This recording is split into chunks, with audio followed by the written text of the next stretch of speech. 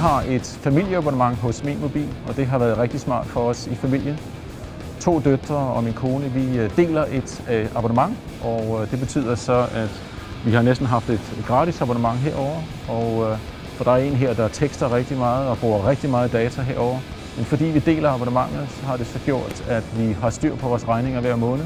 Vi får ikke nogen ekstra regninger, og rent faktisk har vi sparet penge hver måned.